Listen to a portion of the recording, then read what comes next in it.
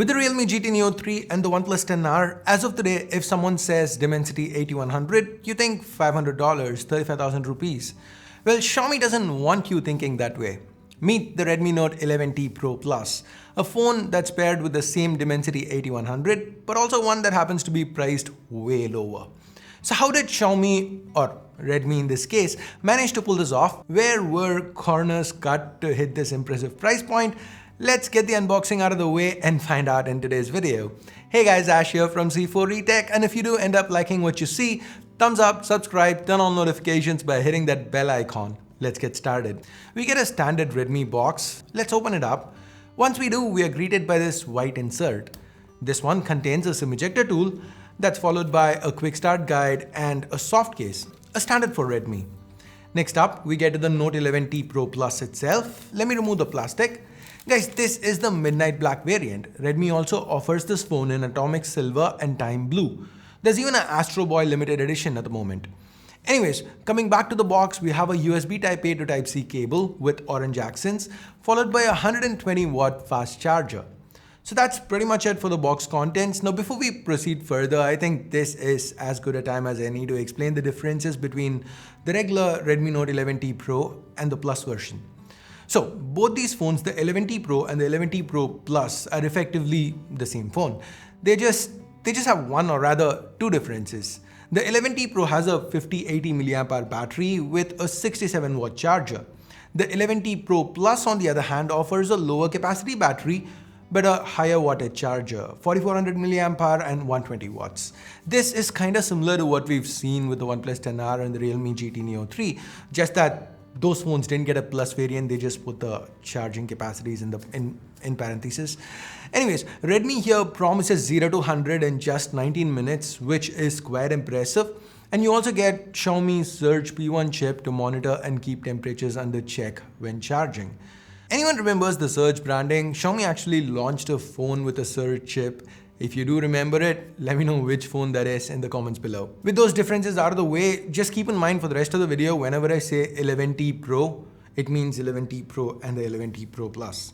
Now, for those wondering if Redmi went with slower RAM or storage to hit these aggressive price points, it doesn't seem like they have, at least not on paper. The 11T Pro sports 6 or 8 gigs of LPDDR5 RAM alongside 128, 256 or 512 gigs of UFS 3.1 storage. Redmi claims to have used 7 layers of graphite for cooling. The games I tried running in my limited time so far didn't seem to cause any issues. The gameplay felt smooth, the phone did not overheat, very much in line with the results we've seen on other Dimensity 8100 devices. BTW, the screen here is 6.6 inches, Full HD plus 144 Hz.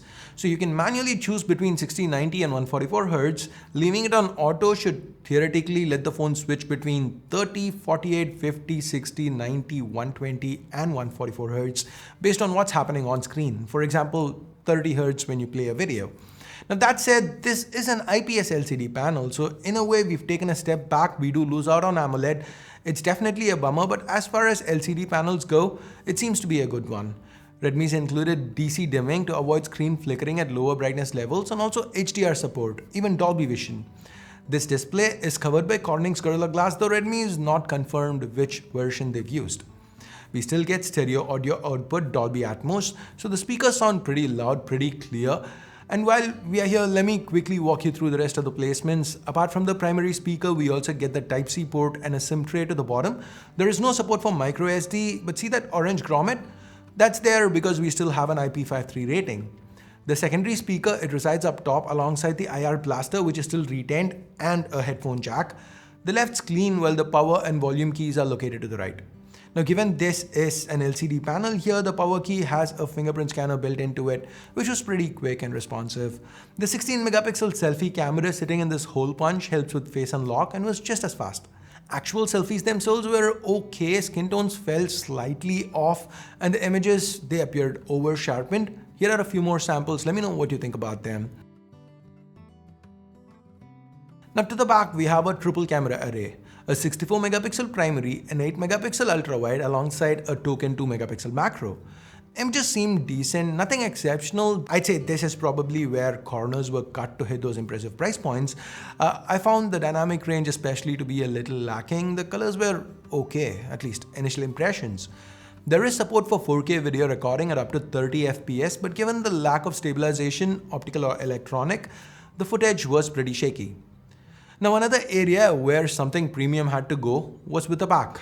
We now have a plastic back instead of glass as on the Redmi Note 11. Of course, given the huge jump from Dimensity 920 to 8100, I don't particularly mind it, just pointing it out. The phone is also thicker at 8.9mm, though the weight's more or less the same. The matte finish here, it keeps fingerprints away, but picks up smudges so easily, so easily. From a software perspective, both the 11T Pro and the Plus, they run on MIUI 13 built atop Android 12. There's really not a lot new to talk about MIUI 13 that we've not spoken about in many videos already. I'll say this though, with this 144Hz screen, it feels very smooth, the experience. I mean, the Dimensity 8100, it should have no issues keeping day-to-day usage flawless. Like I said, definitely a huge improvement from the 920 that we had on the Redmi Note 11 Pro.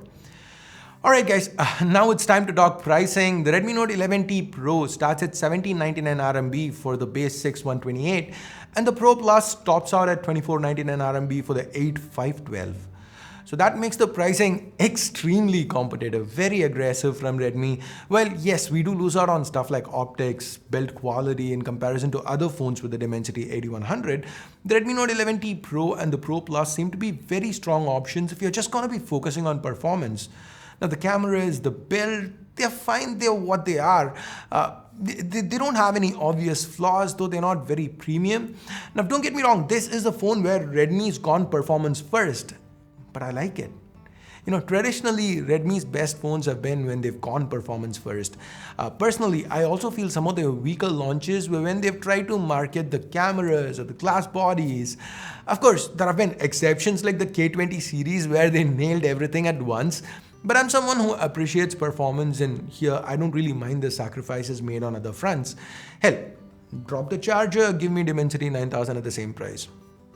Jokes apart, if you also happen to be somebody who values performance a lot, then this might be a very interesting phone for you.